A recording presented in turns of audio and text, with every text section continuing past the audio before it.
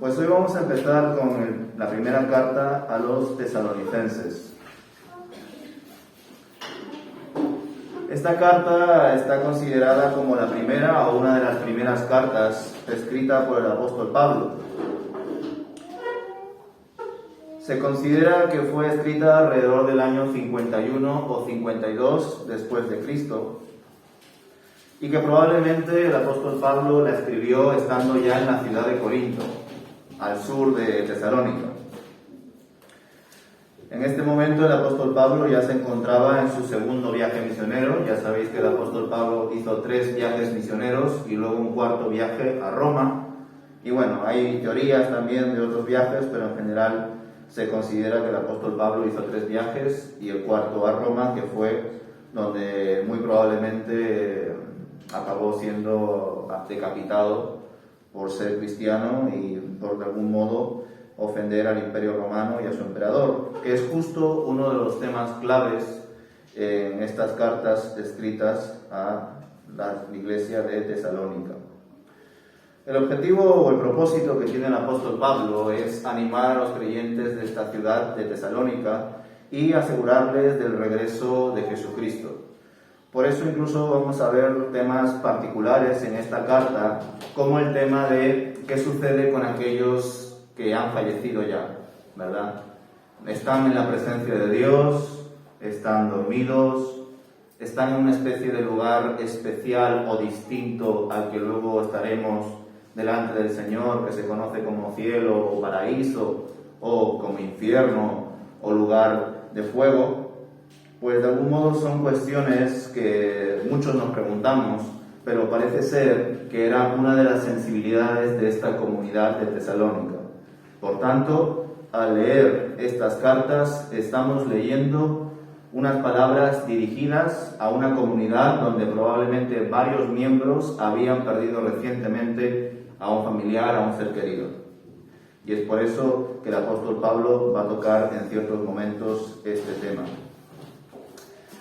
Por otro lado, podemos descubrir en Primera de Tesalonicenses, capítulo 2, versículo 17, que no solamente esta carta es una de las primeras escritas por el apóstol Pablo, sino que la escribió poco después de visitar esta ciudad de Tesalónica. Dice en la primera carta a los tesalonicenses, capítulo 2, versículo 17. Amados hermanos, después de estar separados de ustedes por un breve tiempo, aunque nuestro corazón nunca los dejó, hicimos todo lo posible por regresar debido a nuestro intenso anhelo de volver a verlos. Por tanto, en esta carta, al igual que las cartas escritas a los Corintios, vemos que el apóstol Pablo no solamente tiene en su corazón todo el conocimiento que obtuvo en esta comunidad, las personas con las que compartió, sino que manifiesta claramente su anhelo por volver. Y ahora vamos a ver brevemente, más adelante todavía, en Hechos capítulo 17, el trasfondo de la historia de esta iglesia de Tesalónica.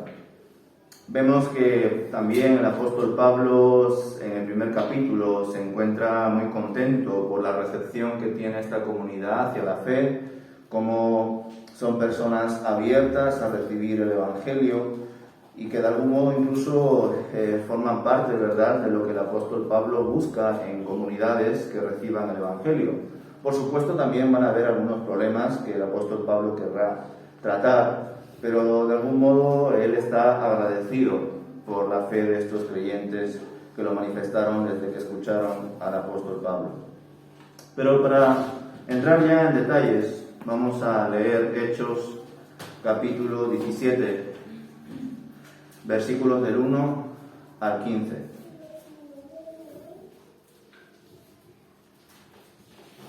Hechos capítulo 17, versículos del 1 hasta el 15.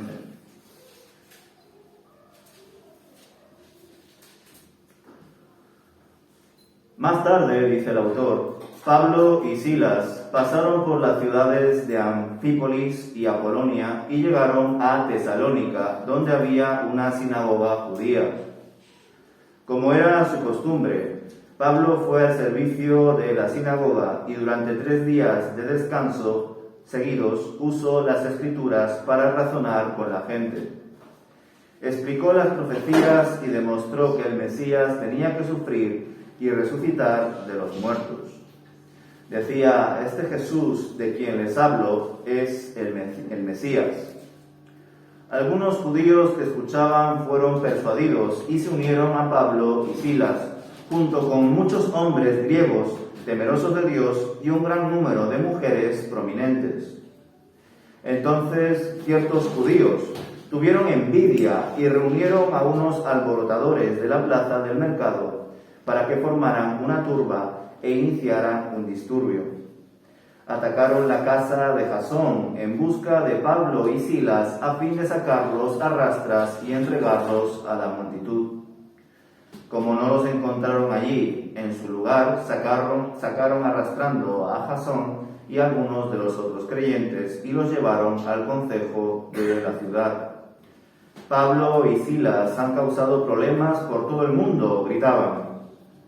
Y ahora están aquí perturbando también nuestra ciudad. Y Jasón los ha recibido en su casa. Todos ellos son culpables de traición contra el César, porque profesan lealtad a otro rey llamado Jesús. La gente de la ciudad y también los del concejo de la ciudad quedaron totalmente confundidos por esas palabras. Así que los funcionarios obligaron a Jasón y a los otros creyentes a pagar una fianza y luego los soltaron. Esa misma noche los creyentes enviaron a Pablo y a Silas a Berea. Cuando llegaron allí fueron a la sinagoga judía. Los de Berea tenían una mentalidad más abierta que los de Tesalónica y escucharon con entusiasmo el mensaje de Pablo. Día tras día examinaban las Escrituras para ver si Pablo y Silas enseñaban la verdad. Como resultado, muchos judíos creyeron, como también lo hicieron muchos griegos prominentes, tanto hombres como mujeres. Cuando unos judíos de Tesalónica se enteraron de que Pablo predicaba la palabra de Dios en Berea, fueron allá y armaron un alboroto.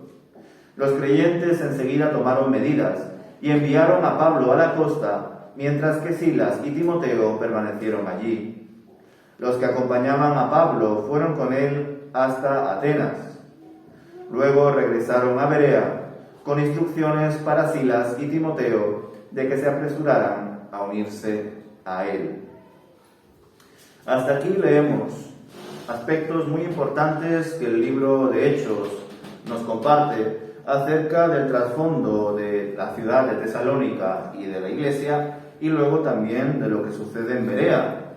Una anécdota que muchas veces la solemos citar en los estudios bíblicos o en las predicaciones, porque nos llama muchísimo la atención ese carácter, ¿verdad?, de examinar las Escrituras que tuvieron los judíos de Berea. Nosotros ya sabemos que durante el tiempo de la dispersión judía y también por las diferentes naciones y sus gobiernos, pues muchos judíos se vieron forzados a quedarse en sus países, ser perseguidos, asesinados o escapar a otras ciudades y buscar una nueva vida. Es por eso que sabemos que en Tesalónica hay sinagogas, hay judíos y también en otras ciudades.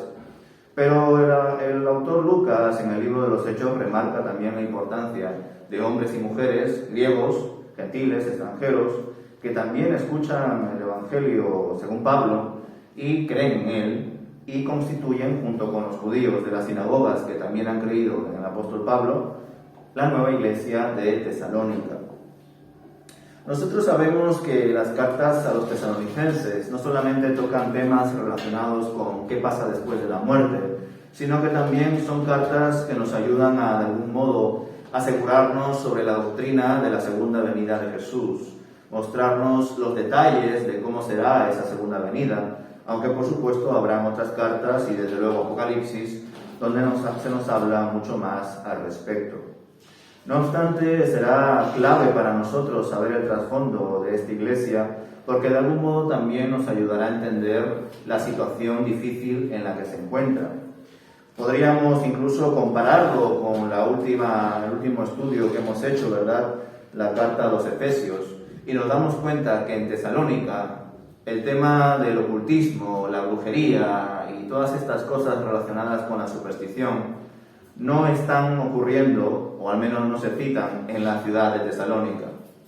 Cuando leímos la carta a los Efesios y leímos lo que apareció en el libro de Hechos hablando sobre este tema, leíamos, ¿verdad?, cómo las personas que escucharon el Evangelio que predicaba el apóstol Pablo, varios de ellos que se convirtieron, cogieron libros de ocultismo y hechicería y los quemaron, porque entendieron que todo eso era del diablo, que todo eso era mentira, y querían andar con los que son de la luz o del camino, que es como se les solía conocer a los cristianos.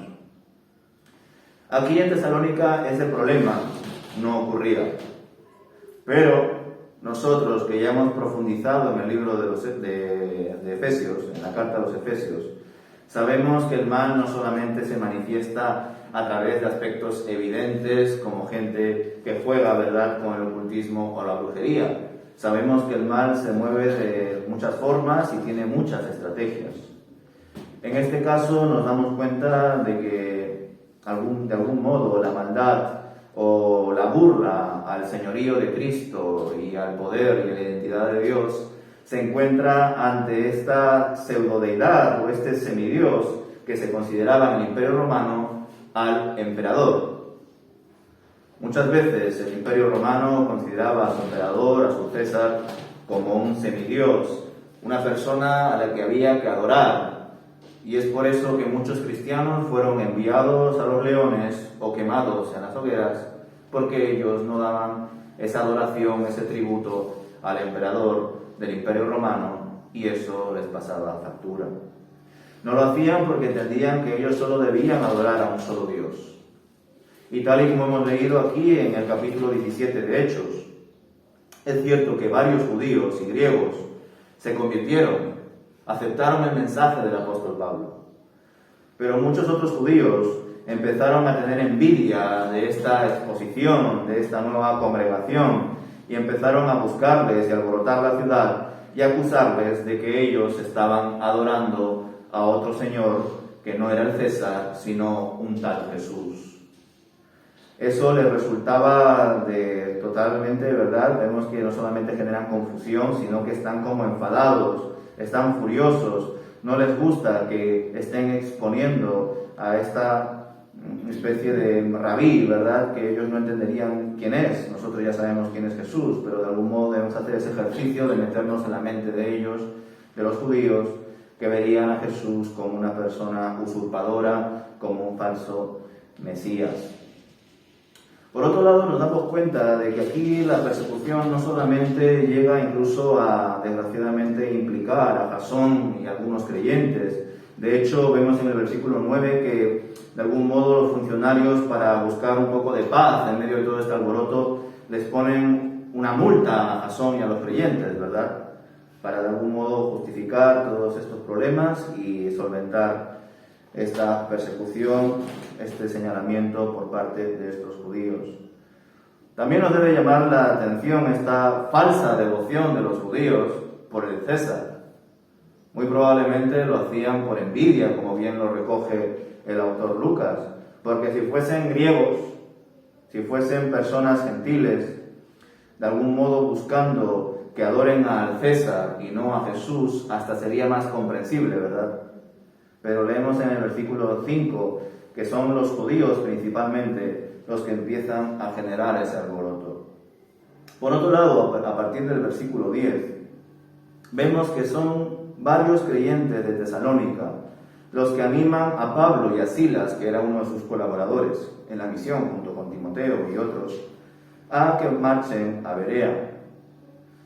Llama la atención que de algún modo ese enfado por estas personas que llegaron a la ciudad de Tesalónica y predicaron nuevas doctrinas y sobre un nuevo Mesías fue tan grande que incluso varios judíos de Tesalónica escucharon de que Pablo y Silas habían ido a la ciudad del oeste, a Berea, y fueron allí para de algún modo seguir con su denuncia y generando alboroto.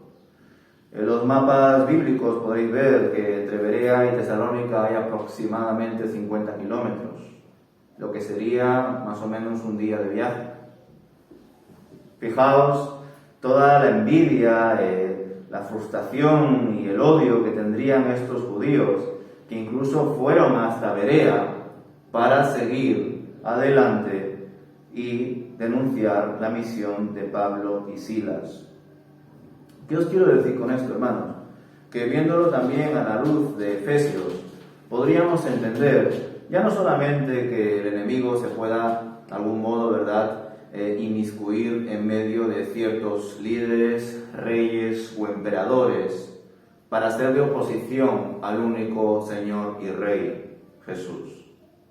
Ya no solamente debemos ver a través de la figura del César las artimañas del diablo, sino que incluso a través de estos judíos alborotadores, que no solamente generaron alboroto en Tesalónica, sino que hicieron un viaje de un día hasta Berea para seguir persiguiendo a Pablo, Silas y compañía, nos damos cuenta que probablemente en medio de todo esto, el enemigo también estaría trabajando. Esta sensibilidad lo vemos muy bien en los evangelios, especialmente en Lucas, porque ya sabéis que la tentación hacia Jesús no se da solamente en el desierto, en el capítulo 4, sino que el evangelista de algún modo nos muestra que el enemigo se va por un tiempo y ese tiempo se va manifestando con ciertos destellos alrededor de los capítulos hasta que llega el tiempo de la oscuridad. Los últimos capítulos de Lucas, donde Judas traiciona al Señor, donde Jesús es arrestado, donde incluso Jesús se siente compungido y estresado por la situación, llega a sudar sangre, ¿verdad?, según el Evangelio de Lucas. Y luego ya llega el escenario final y el cumplimiento de su misión, que es la cruz. Vemos, por tanto, que aunque todo ser humano es culpable de sus intenciones y de sus pecados, muchas veces podemos ser objetos de, en este caso, principados y potestades que actúan detrás con tal de ser de oposición a Dios y a su reino. Leyendo este capítulo 17, también me llama la atención dos puntos. Por un lado, no solamente lo que rodea a Tesalónica, sino la pregunta de qué trascendencia tuvo la comunidad de Tesalónica en la historia del cristianismo. Y por otro lado, me llama la atención todo lo que rodea a la comunidad que surge en Berea. Y me pregunto, ¿por qué en el Nuevo Testamento no existen cartas a la comunidad que surgió en Berea? Porque no existen. Existen cartas a Corinto, a Éfeso, a Tesalónica, etc. Pero a Berea no existen. Y me hago esa pregunta porque en este mismo capítulo del libro de los Hechos se nos muestra de que sí, en Tesalónica se convirtieron judíos y griegos, pero hubo muchísimos problemas para mantener esa comunidad. Y es por eso que el apóstol Pablo envía 2 cartas. Pero sin embargo en Berea leemos que la recepción es estupenda. Muchísimas personas escuchaban al apóstol Pablo y hasta incluso entendieron, examinando las Escrituras, que lo que el apóstol Pablo estaba exponiendo era verdad. Pero sin embargo no encontramos testimonios, aparentemente, acerca de la comunidad cristiana que surgió en Berea. Y surgen varios planteamientos. Quizás por un lado, los hermanos que empezaron con una obra nueva en la ciudad de Berea, quizá acompañaron al apóstol Pablo en su misión. Y no se les menciona porque solamente algunos colaboradores del apóstol Pablo son los mencionados. O quizá la comunidad de Berea tuvo una fuerte recepción, pero luego no duró. Se cerró esa obra nueva. O también los de Berea podrían haber visitado a los que están en Tesalónica, recordar que están a un día de viaje, y de algún modo unir 2 comunidades en una sola. O por último, la cuarta opción, que los de Berea probablemente, al ser una comunidad de creyentes muy centrada en la doctrina, en la palabra, en las Escrituras, quizá no necesitarían de algún modo que el apóstol Pablo les escriba a ellos como lo hicieron con otras comunidades. De hecho, imaginaos, yo durante esta semana estaba pensando en estas 4 posibilidades que os planteo, cuál sería probablemente la más acertada, ¿verdad? Y bueno, mi esposa me dijo, probablemente haya sido la 4ª. Porque vemos que esta comunidad de Berea examinaba las Escrituras. Y aunque pueda sonar un poco orgulloso, ¿no? Quizá esta comunidad de Berea estaba tan centrada en la palabra que sería una de las comunidades que menos atención necesitaría del apóstol Pablo. Y es por eso que en la Biblia no encontramos, después de las cartas a los Corintios, 2 cartas a Berea. Puede ser. Me cuesta pensar que estas personas que examinaban las Escrituras, que el autor Lucas nos dice que fue una comunidad de gran recepción, me cuesta pensar que hayan dejado ese primer amor tan rápido y que esta comunidad se haya diluido. También me cuesta pensar que se hayan juntado con los de Tesalónica, ¿verdad? Porque estaban a 50 kilómetros más o menos.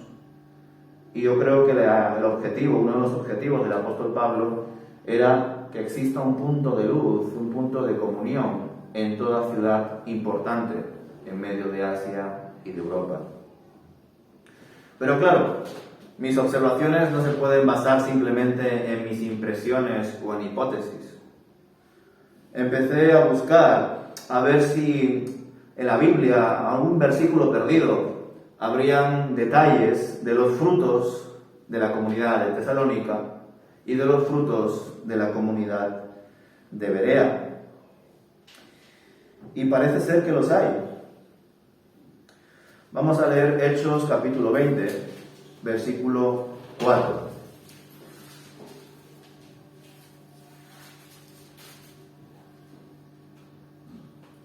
Hechos capítulo 20, versículo 4.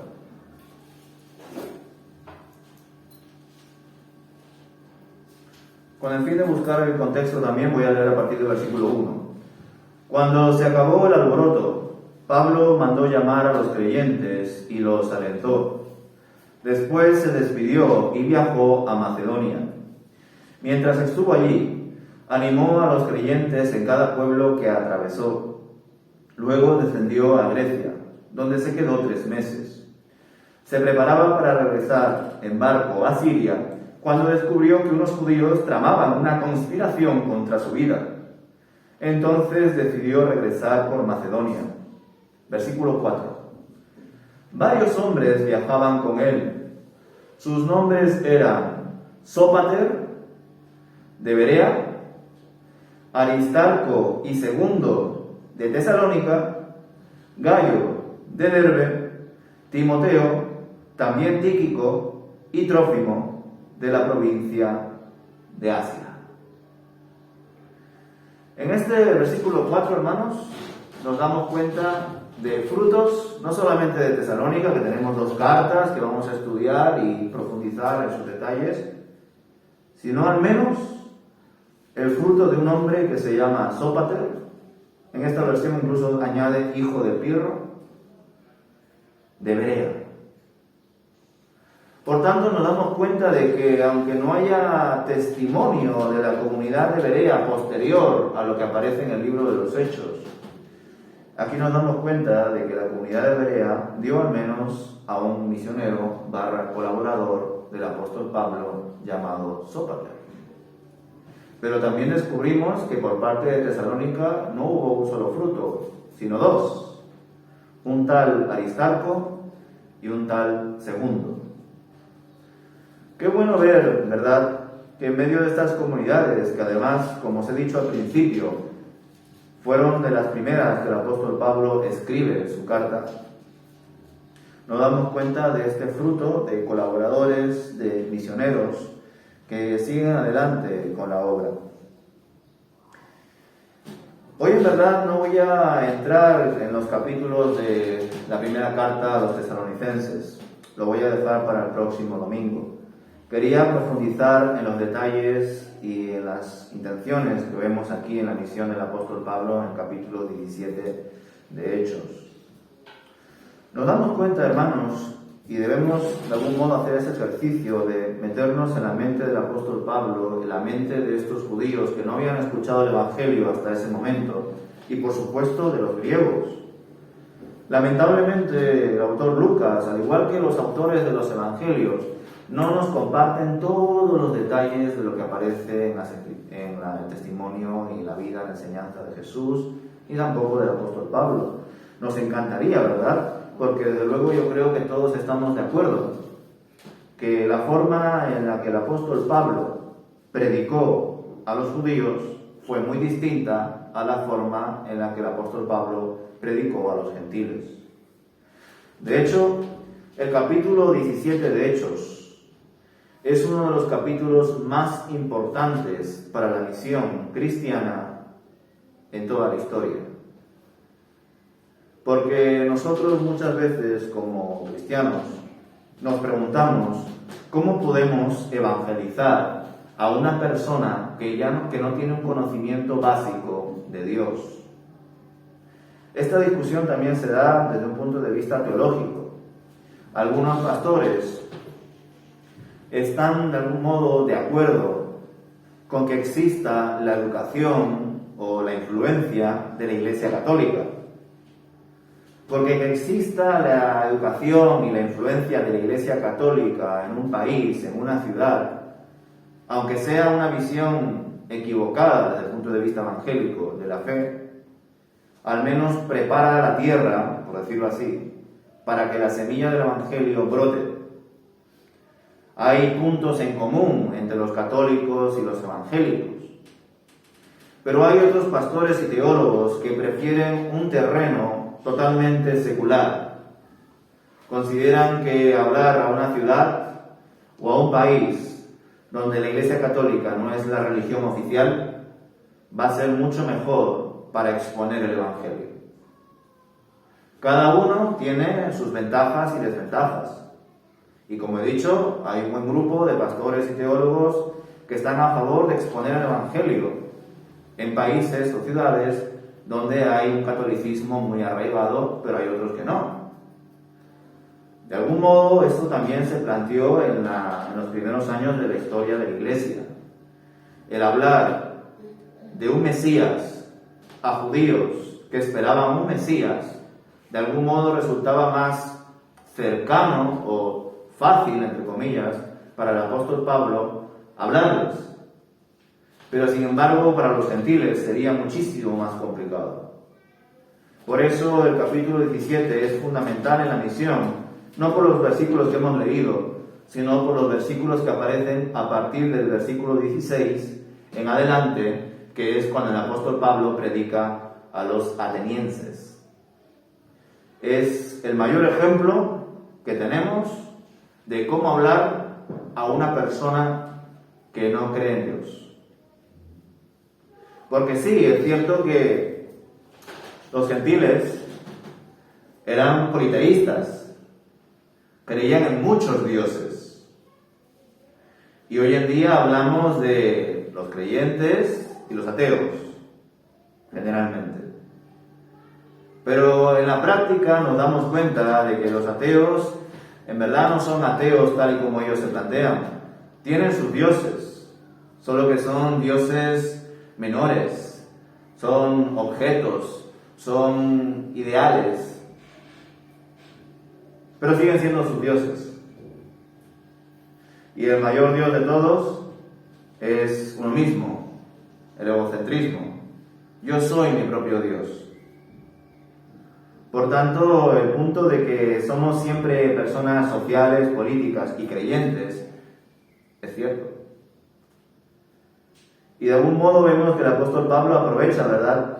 Y en medio de todos esos monumentos a los dioses y en medio de esa filosofía platónica, el apóstol Pablo aprovecha para hablar sobre ese Dios desconocido al cual ellos tenían un monumento.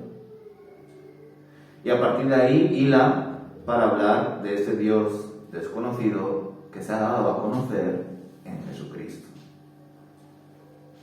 El problema era que la filosofía platónica era tan elevada, tan considerada por los griegos, que para ellos la idea de que vamos a ser transformados, resucitados y recibir un nuevo cuerpo, les chocaba bastante con su filosofía, en la cual entendían que el cuerpo era la cárcel del alma y que el alma por sí misma, cuando va más allá de la muerte, en el conocimiento, es libre, es algo valioso para ellos, virtuoso. Por eso muchos, desgraciadamente, no escucharon al apóstol Pablo cuando él empezó a profundizar en la doctrina de la resurrección de Jesús. E incluso hoy en día existen cristianos, teólogos, liberales, que tú le hablas acerca de las enseñanzas y prodigios que el Señor Jesús realizó y lo reciben con mucho gusto. Pero cuando le empiezas a hablar de la existencia, de la espiritualidad, de los demonios y de la resurrección de Jesús, aún llamándose cristianos, no están de acuerdo. Para ellos la resurrección es, de algún modo, la expresión de que las ideas, testimonios y enseñanzas de Jesús trascendieron a su muerte. Que cuando Jesús resucita, según los evangelios, no significa que resucitó de verdad, sino que sus conocimientos, su testimonio, fueron llevados por sus discípulos y a partir de ahí fue formada la comunidad cristiana, que lo ven como una comunidad con una moral muy buena, que es de bendición para el mundo. Y nos llama la atención un poco cómo lo observan estos teólogos liberales, ¿verdad? De hecho, el apóstol Pablo es muy tajante escribiendo a los corintios. Si el Señor Jesús no ha resucitado, vana es nuestra fe. Y hoy estamos celebrando precisamente eso, ¿no? La resurrección de Jesús. Y algunos lo podrán ver como algo ideal, como que las ideas y el testimonio de Jesús triunfaron. Incluso a través del Jesús histórico podemos ver esa trascendencia en personas que ni siquiera creen en Jesús, pero ven en la persona de Jesús un buen hombre. Pero para nosotros no significa eso. Ese Cristo de la fe en el que nosotros creemos, ese testimonio que hemos recibido, lo hemos asumido con todas las implicaciones, junto con sus milagros, junto con la enseñanza acerca del mundo espiritual, junto con la lucha contra el mal y, por supuesto, la resurrección, cómo venció a la muerte, cómo dejó atrás nuestros pecados, etc. Pero hermanos, estos asuntos relacionados con el libro de los Hechos, con la ciudad de Tesalónica y de Berea, me llevan, por supuesto, a reflexionar acerca de cómo es la iglesia hoy en día.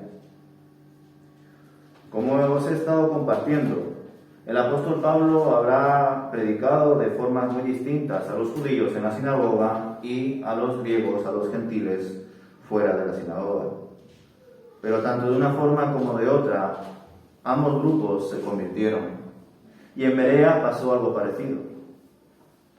Y nos damos cuenta, hermanos, de que estas comunidades que acababan de nacer estaban ya contribuyendo en la misión del apóstol Pablo, de Silas y de Timoteo. No fueron personas que recibieron el mensaje y estuvieron reflexionando en él durante años y recién empezaron a tomar decisiones como comunidad. Nos damos cuenta de que estas personas que estaban en Tesalónica y en Berea pasaron unos días con Pablo y sus colaboradores y empezaron a contribuir en la misión.